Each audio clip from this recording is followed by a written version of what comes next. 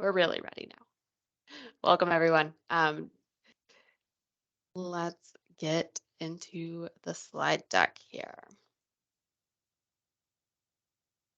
So just to introduce ourselves, we have myself, Krista Morose. I'm with the GreenStep Cities and Tribal Nations program at the Minnesota Pollution Control Agency. And then Jonay.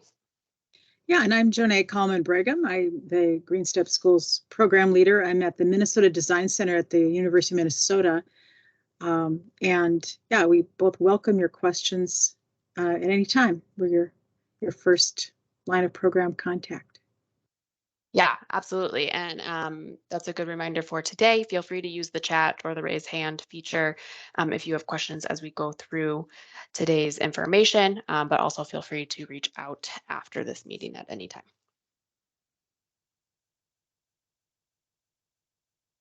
So we thought we'd start with putting GreenStep in context.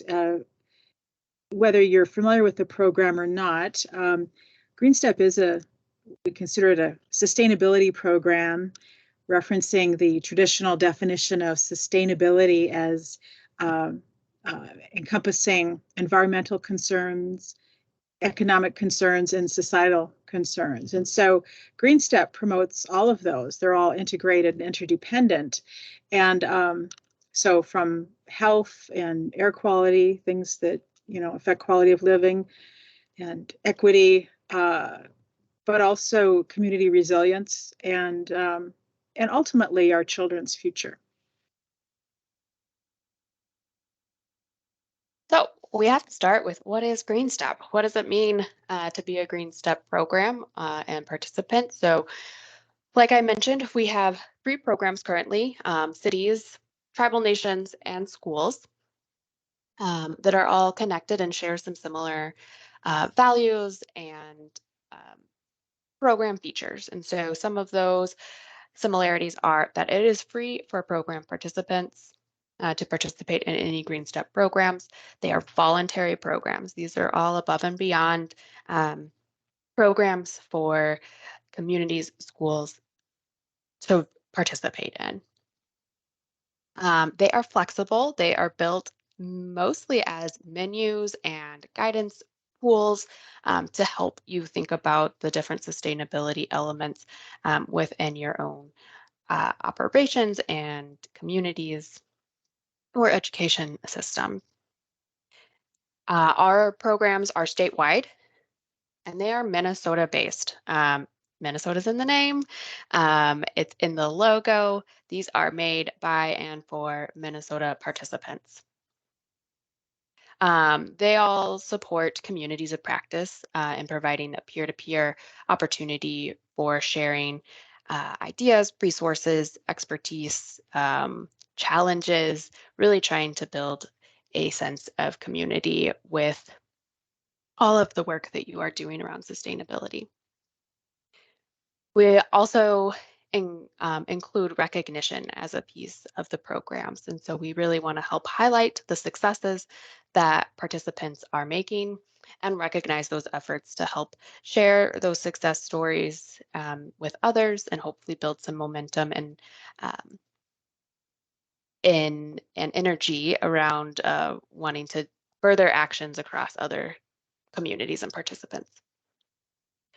Like Jonay mentioned, the GreenStep programs cover a wide variety of sustainability related content, including health and well-being, environmental quality, equity, and education aspects. And then we really work to align local action with and leadership with common state goals. And so there are some ties in to some of those larger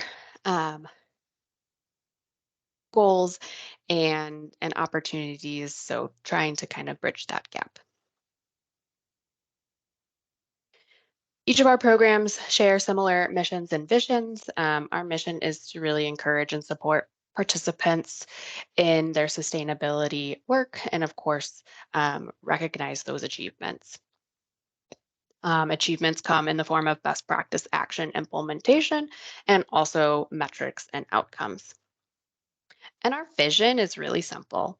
that sustainability is the norm for participants. So city, tribal, nations, and schools currently, but really kind of helping to create that space for where sustainability is integrated into decisions at all levels and within um, communities at large.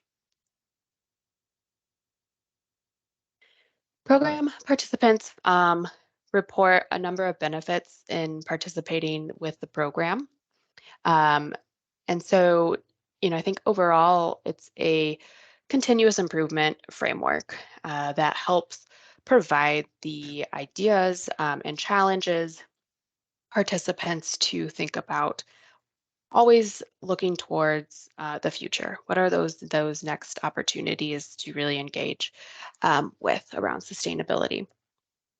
A lot of our best practices focus on reducing costs for participants. When you look at energy efficiency, for example, many of those projects reduce costs over time. And so we help to highlight those benefits as part of the program. We hope that the GreenStep programs are saving staff time by providing you with a one-stop shop of all of the resources and tools and contact information and peer examples that can help reduce that researched portion of taking sustainability efforts. And we like to kind of consider ourselves like exercise coaches, where we're continuously prompting. So we hope to be there again, challenging and helping you think about those next steps in your sustainability efforts. Just real quickly, a timeline.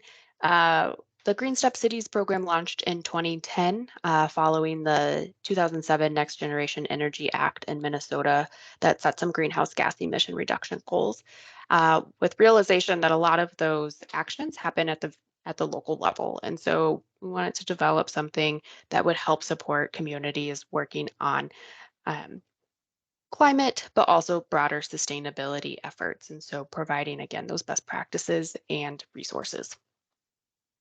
In 2014, we added the pilot program for tribal nations.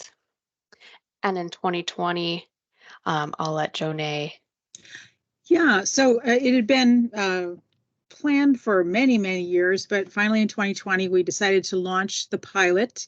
Uh, uh, it's still under development, but it is open for business. You can sign up, you can become a GreenStep school. But we launched it January 2020 before anybody knew we were going to have a pandemic. So it was a little bit of a slow start. Schools didn't have a lot of bandwidth for this, but we were there at conferences presenting it and letting people know about it. We've had a lot of interest, as we'll see in later slides. Yeah, so that's where we're at today. So we're working on growing the pilot programs into full programs, and of course, always exploring new opportunities. So one of the things we like to point to is the way that this really is a locally rooted program. All of the best practices are things that various local communities either have done or are interested in doing. So it grows from local needs and interests and aligns very well and shapes what those shared goals are in local areas and the state. So instead of having every city have a different set of goals, and certainly cities have their own goals, but instead of having every community kind of reinvent the wheel of a green goal framework, we take what's common amongst those and organize it into Minnesota GreenStep programs. And then that supports more local action. And because it's a common framework, it allows integrated tracking. So we can see, where do we need more resources? Where are we excelling? And those coordinated results. So we're trying to create efficiencies by coordinating while still leaving lots of flexibility. And GreenStep programs completely are depend or are integrated, interdependent with all of the other resources that are out there. So this is not, instead of your expert consultant or guidance from a state agency. It's really a way to pull all of those things together into a flexible common framework. Yeah, good point, Jonay. I often simplify the GreenStep program as a program of programs. Yeah. We are really working to create that, again, one-stop shop, connected resource for participants to find all of the tools and resources in one place where we can help connect you to the many experts, examples, and tools out there. All connecting back to your own local needs, of course. Mhm.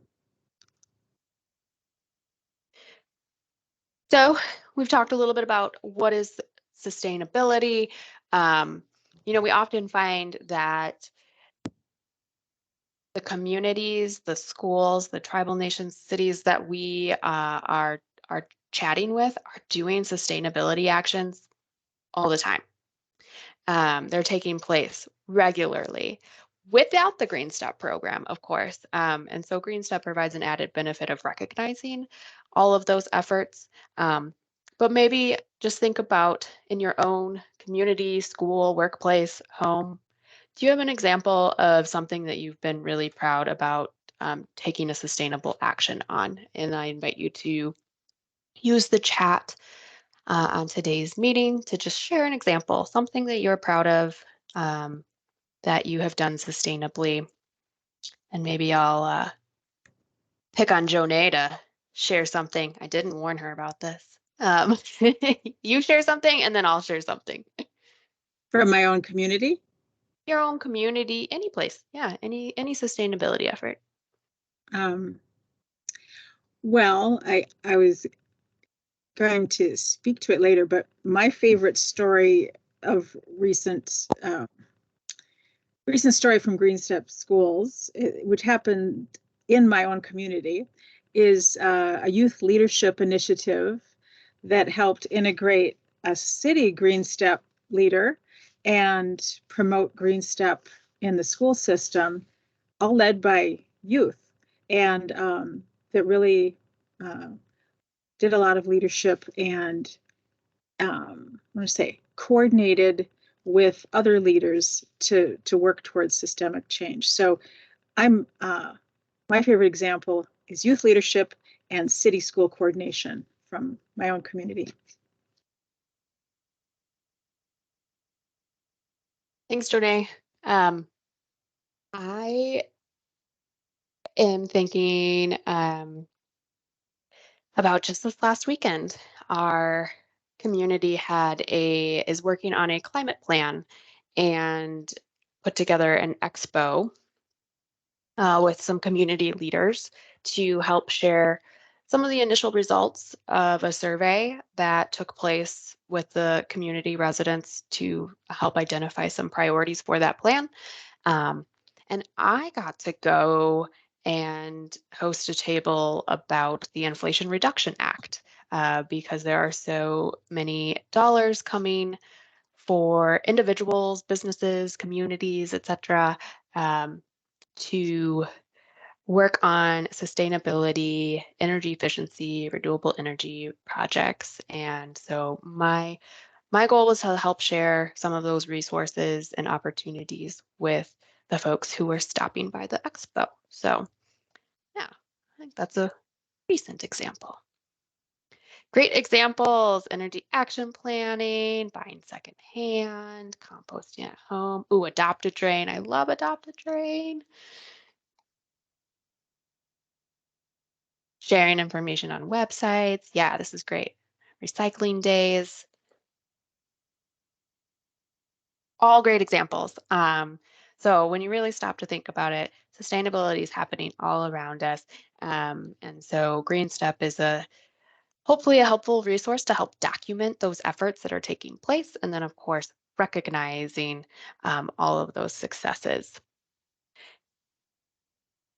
Feel free to keep sharing in the chat. And again, you can share any questions or other comments as we go along too. Can I just add, Kristen, I always find when people share examples that it gives you like a burst of excitement. It's like, oh, there's momentum, there's stuff going on, there's specific examples. And that's another function of Green Step 2 is for peer-to-peer sharing of those examples to energize and, maybe there's a new idea that another community can take part in, but also just feeling like you're part of a larger movement. And I think stories are really important for change making. So Yeah, we are, and that's a really great point too. We're always looking for those stories to help share um, what successes are happening too. And so feel free to reach out to Jonay or I and share those really cool, innovative leading examples with us directly. We'd love to highlight those on our websites as examples or social media, or help you get that information, that story out to your own local media, for example.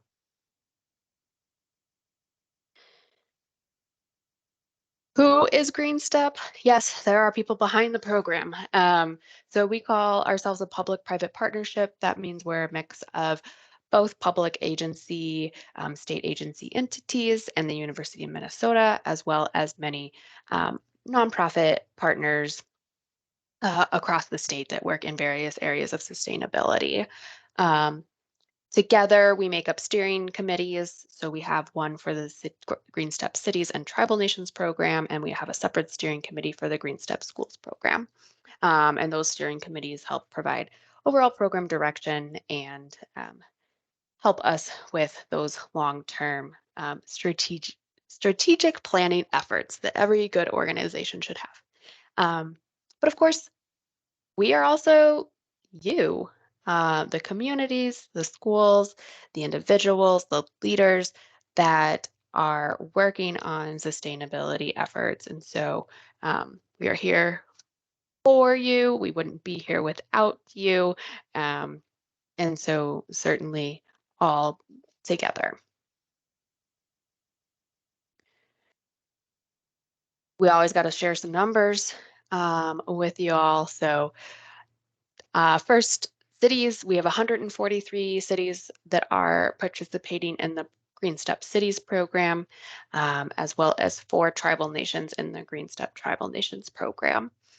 Together, that looks at over 52% of the state's population live in a GreenStep city or tribal nation geographically. So pretty widespread, certainly across the state, many in the metro area, just because there's a higher density of cities in that space. But big and small, our smallest is a city with population of less than 300. We're really built for small and medium-sized communities and trying to help provide them with the resources and added capacity. Over 5,000 now actions have been reported by GreenStep City and Tribal Nation participants. So again, to Jonay's point, it becomes a peer learning opportunity to really see what is happening across communities that you can um, learn from, reach out to, and then of course, highlight your own stories. Jonay, you want to share some numbers about schools? sure. And also I was going to mention it, I can't remember if we mentioned this, but the slides will be available after the talk if you're so you don't need to take as close in notes. And also you can see the links there too. You'll have those links available after the talk. You'll be in the follow-up. But yeah, schools and districts I mentioned, there's a lot of interest with everyone from a partner organization to a parent, some students, some cities that know that their schools are interested. So there's support organizations. I think the time we tallied this, 44 different support organizations express interest in the program. 51 different contacts from various districts and schools have expressed interest. We've got 2 districts that are well on their way to step 1. They've passed a board resolution. One of those was fostered by that youth leadership initiative, and 2 GreenStep youth clubs. Youth clubs are a newer participation type you'll learn more about later. But yeah, our interest is growing, and based on the success of GreenStep Cities, we anticipate uh, just that we'll be able to appeal to people throughout the state. So I invite you all either raise your hand just to say hello or put it in the chat. Are you currently associated with a GreenStep city, tribal nation, or school participant in any way and here to learn more? Give a shout out to your GreenStep participating um, community if you can. Welcome to all of you.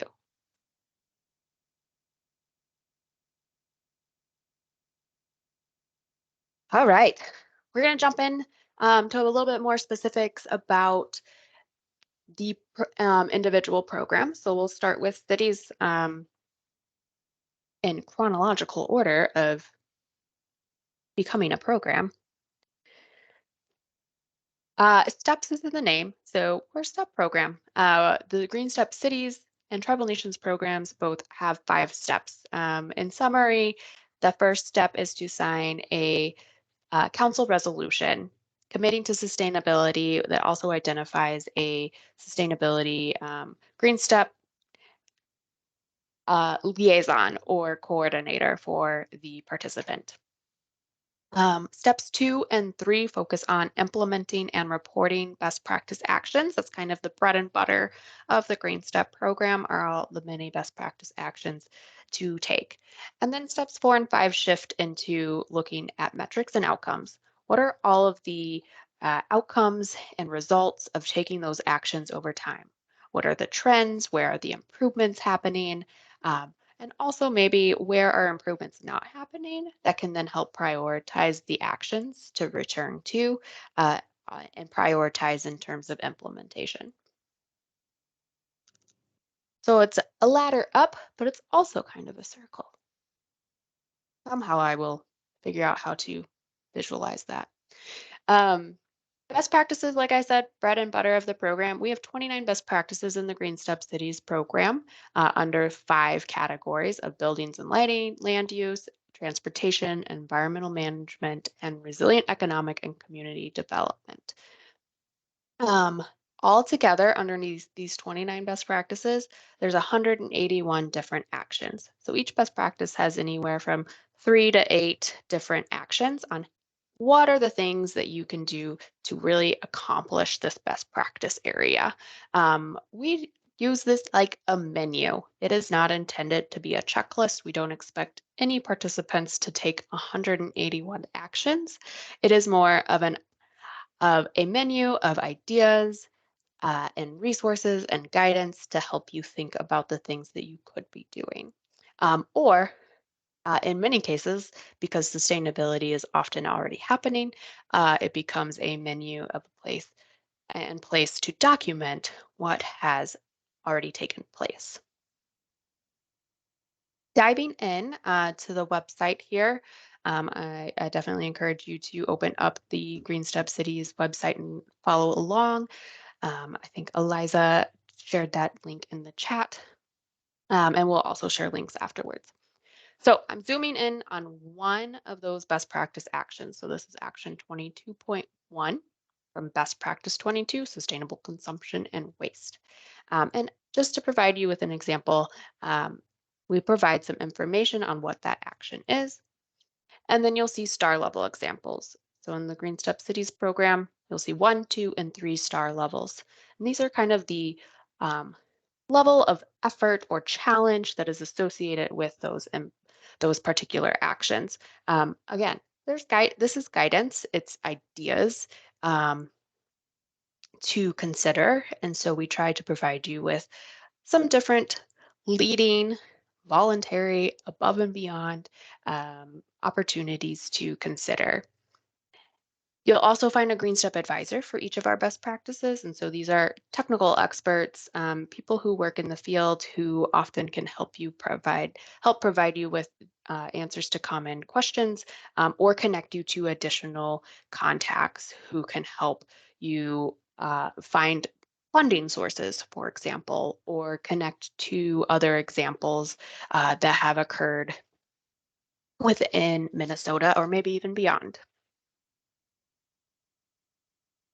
Also underneath each best practice action, you'll find a tab for implementation tools. These are the resources that can help you take this action. And so you'll find examples, you'll find, guidance documents, specific tools, and additional resources, all right there at the click of a button, things that can help you learn more about the action and move that effort forward. We are constantly going in and updating the resources and tools as new things become available or get developed. So hopefully it's a resource that is continuously improving for you. My favorite part underneath each best practice action is the who's doing it section. So when you scroll down, you'll find the action reports. So these are the actual examples that participants are sharing with you and documenting for themselves on how they have accomplished particular action. It doesn't have to be a whole research paper worth of information. We're just looking for enough to share what has taken place and hopefully help provide that as a resource to others that are looking to potentially accomplish that action and also for your community. So, should you have residents, students, businesses, um, somebody who's interested in seeing what has taken place within your city or tribal nation becomes a repository to help share those efforts. I mentioned steps 4 and 5 look at metrics. And so this is just a quick screenshot of our metric dashboard. So taking action and reporting that work is great. But unless you measure it, you don't necessarily know how to set future goals and identify priority areas. And so steps 4 and 5 look at trying to pull together information that can help indicate those trends over time. For example, this is the city of New Brighton and their city fleet fuel efficiency for gasoline and diesel. So you can start to see they've been reporting since 2019, and you can see their trends over time where they're leading in particular areas and where there might be some additional areas to prioritize. Uh, Also is a tool to help see how you're comparing to other communities. GreenStep is really first and foremost a tool for each individual participant and their benchmark and trends over time. But we also know that it is sometimes a bit of a competition between neighboring communities or similar sized participants and wanting to really compare uh, and contrast how you're leading in these areas. And so we want to help provide those tools. Congratulations, you took a bunch of actions, you reported some metrics. Like we've mentioned, recognition is a big piece of the Green Step program. We do this for the cities program annually at the League of Minnesota Cities conference in the summer. Um, and as a in order to move up a step or complete steps 4 or 5 metric reporting, we ask that participants um, fin- finish up their reporting by April 1st of every year. So that gives us the time to pull together that list of folks and get awards made and do all of that celebratory stuff. There is no actual requirement for reporting annually in the Green Step Cities or Tribal Nations program. But again, if you're looking to move up a step, April 1st is that date to keep in mind, but you can certainly report things at any time throughout the year. I do want to highlight too that the Green Step Cities and Tribal Nations program does have 3 different categories of communities. And so we have a questionnaire that tries to identify different overall capacity. So our category A communities are larger communities, typically with staff who can work on sustainability directly, for example, um, where community category C communities are smaller, um, fewer staff working, at that community. So this helps us when we're looking at step 2, 3, and 4 advancement to tier that challenge level. So there's more challenge for a Category A community, and more of a flexibility for a Category C, for example. So you will see that when you're looking at the requirements for reaching steps 2, 3, and 4. And steps 4 and 5 are awarded annually. It's continual. You can get a award for every year of participating. Again, no requirement to do so every year. We understand that breaks are needed, um, but that opportunity is certainly there. And you'll see that on our award blocks and how they're put together. There are a lot of resources. This slide does not do provide nearly enough information for what is out there. Again, we'll follow up with links for you. But just to give you some highlights, we do regular workshops to dive into specific topics, like this one. This one's a little bit of more of an overview, but we have um, other topics throughout the year. We have contacts available, again, those best practice advisors. We also have regional coordinators who work across the state who can help provide you and connect you to neighboring participants or um, specific opportunities that may be more locally available to you. Peer learning, you'll often find cohorts on other network opportunities. Lots of additional assistance in trying to help provide participants with added capacity through AmeriCorps programs, for example, or finding funding opportunities to plan and implement any of these actions. We mentioned before, we like to share stories and successes. Follow us on social media. Happy to help with data and information should there be things that you are looking for in your community that can help support your planning and goal setting. And then model ordinances, thinking about those policies and ordinances with model language or other examples that can help, again, reduce that staff time in researching and figuring out those best practices to look at. I also want to highlight the Gold Leaf program. So this is new for us. We just wrapped up a pilot for this program. We are focusing in on specific high impact, high priority pathways for local climate action. So it includes greenhouse gas emission reductions. So kind of going back to that very first um, reason for the GreenStep Cities program in reducing emissions, climate planning, resilience and adaptation, and then education and outreach. Um, and so we have identified some particular actions to help prioritize. Again, also a menu, because we know every community is coming at this differently, but something to keep an eye on that we will be announcing more in the coming months. GreenStep Tribal Nations, like I mentioned, it is a pilot program of the GreenStep Cities program, and so much of it is the same for those slides that I just presented. We have 4 tribal nations in Minnesota that are participating in this program right now. And just to provide some overview, tribal nation participants are looking at have the flexibility to determine their geographic dent and that category A, B, or C tier that they would like to participate in the program with.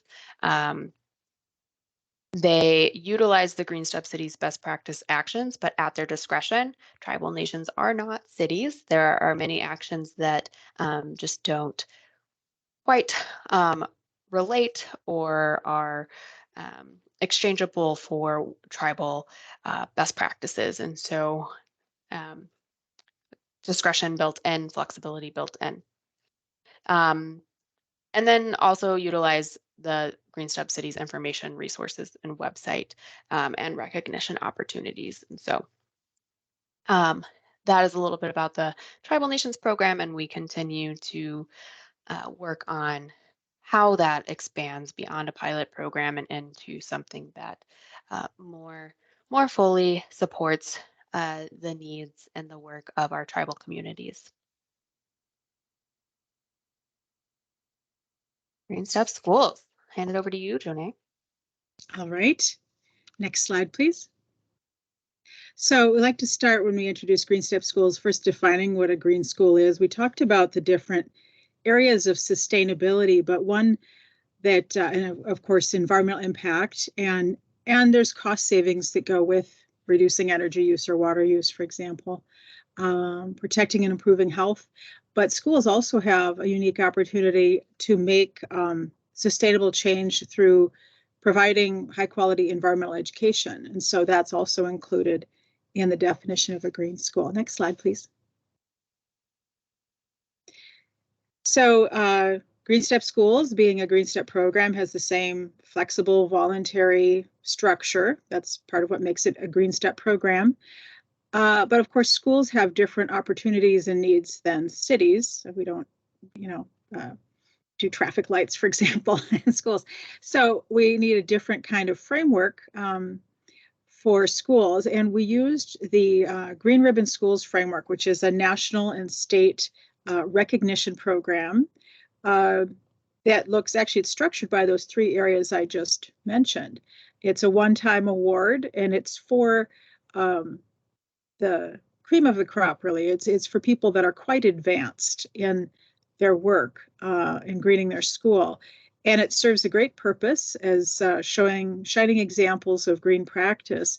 But we formed GreenStep Schools because the rest of the schools that are on a pathway, maybe don't have as many resources or are just starting out, also need support. And that's where GreenStep comes in to bridge between those beginning level actions and that high level award, which you can be recognized at a high level in GreenStep. And we encourage and actually partner with Green Ribbon Schools to promote also getting recognition through Green Ribbon Schools for those schools that are ready for that. That's similar to our relationship to USGBC, the Green Building Council, and LEED. They're a program partner. Again, these are complementary programs.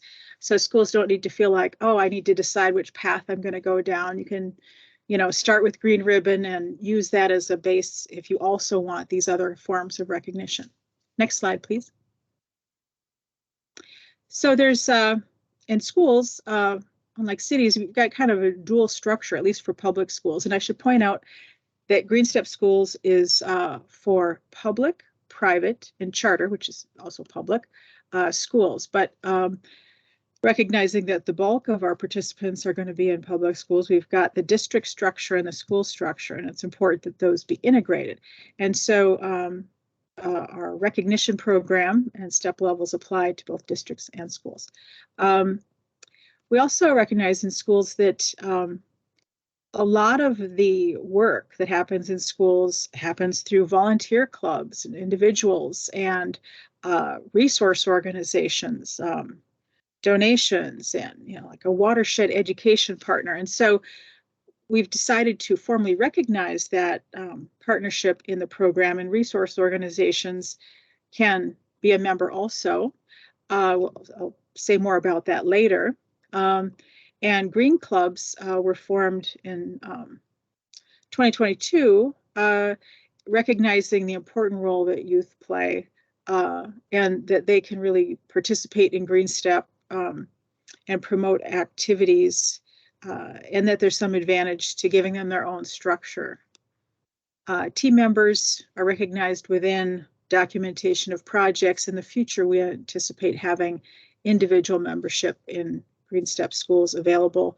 So, for example, a high school student could start to build their green school service portfolio or that sort of thing, and also to help people connect with each other. Yes, that I was just going to say. Next slide. So the best practices in GreenStep Schools are organized by those three pillars you see: the reduced environmental impact and cost, health, and environmental education. But we've added a fourth one, kind of the precursor to all of that, is organizational leadership that sets the stage for success.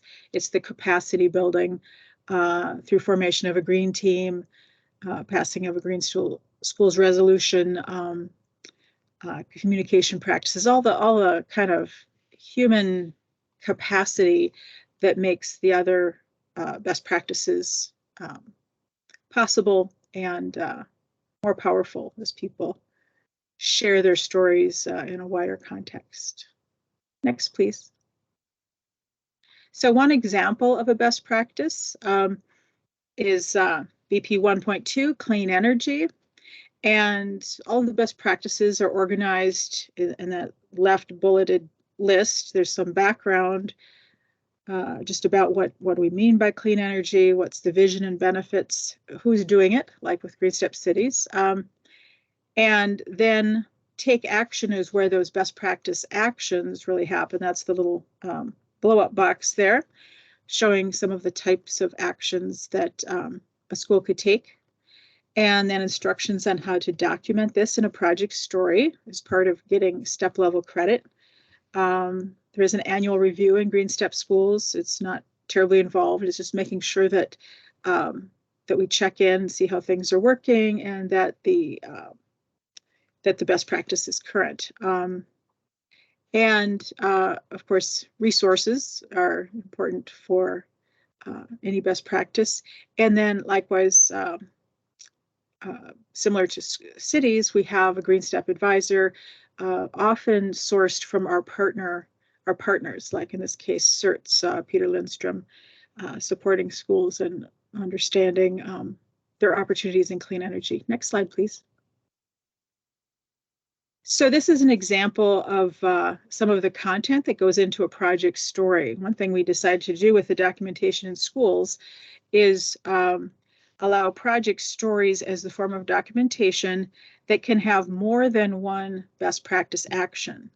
And part of that is driven by the goal that any project leverages the educational opportunity. So if you're installing a rain garden, that might be under stormwater management best practice, but we encourage schools, and it's often the case, where there's also an environmental education component. There might be, if it's a school garden, there might be a local foods component. So we think the best projects have many best practice actions. And so this is just a way to have integrated reporting.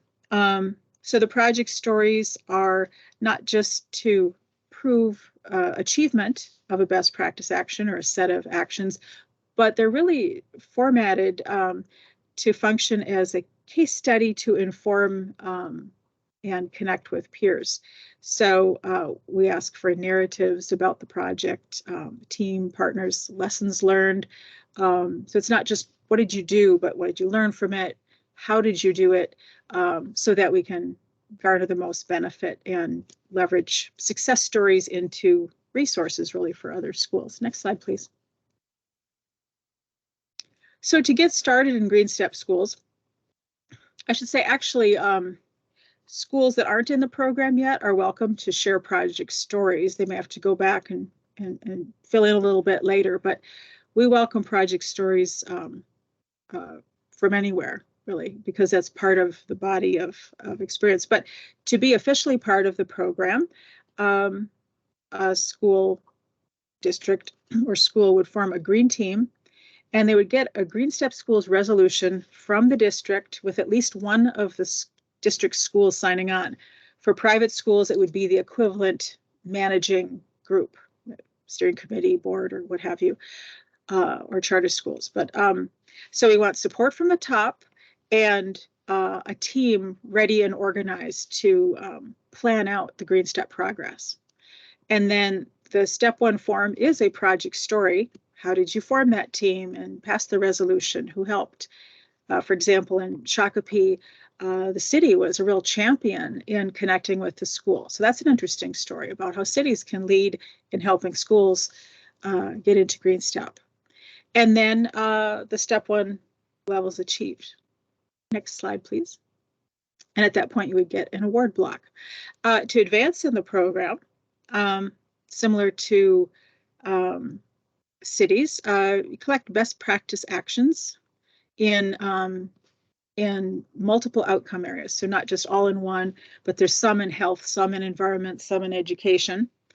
And however many project stories that is, it doesn't matter so much. It's how many best practice actions are accumulated. And then you would achieve step level 2, step level 3 as you do more best practice actions. And I should say, they don't have to be new. They could be documenting ones that have already been completed. So you get to, tell the story of what you've already done. And then parallel to cities at step 4, we're looking for overall performance outcomes. In step 5, improvement in those overall performance outcomes. Because we're dealing with the next generation and we want them to dream big, GreenStep Schools goes to step level 10, which would represent a net zero school. If you're familiar with the Living Future Institute recognition program, it's very ambitious. There are, of course, net zero buildings out there. They're rare, but we're trying to stretch between beginning level steps, but allowing that to schools and children to hold that dream of someday we're going to make as much energy as we use, or we're going to collect rainwater and all those sorts of things. So it holds space for that. Next slide, please. So I mentioned one of the participation types is clubs. Our first club to join was Roseville Area High School Students for Climate Action. Great example to kick off our clubs program. They were the driving force behind getting the district to pass the board resolution. They're doing research and promoting electric buses. They're actually promoting actions in the city as well. Just a real powerhouse group. And the idea of green clubs is not necessarily that every school form a brand new GreenStep club. It's that any existing club that intersects in any way with GreenStep goals, like a 4-H or a Future Farmers group or Scouts, they're always doing something to help the environment. You see this all the time. They could be designated a GreenStep club, which will help them connect with other clubs and feel part of greening their school and community. Next, please. I mentioned resource organizations. These are free listings for groups such as state agencies, county recycling departments, cities, vendors, consultants, anyone that can help a school achieve best practice actions can be a resource organization. It's a free listing, and it's really about connecting needs to resources. Next slide, please. That is the end of the school's story for now. Email me for more information. Yeah, we want to wrap up here. Of course, we'll share again contact information on how to connect to our newsletters, follow us on social media, or emailing Jonay or I, or the programs in general. We encourage you to explore your websites for either the community that you are connected with or live in, and schools, just to get a sense of what is on there. We also have a link on there to a report that talks about how we can continue to grow as a program and what are some of the additional ways that we can improve our program. And so we'll share that with you. Again, share your stories with us. We love hearing examples and sharing those out with our audiences, etc.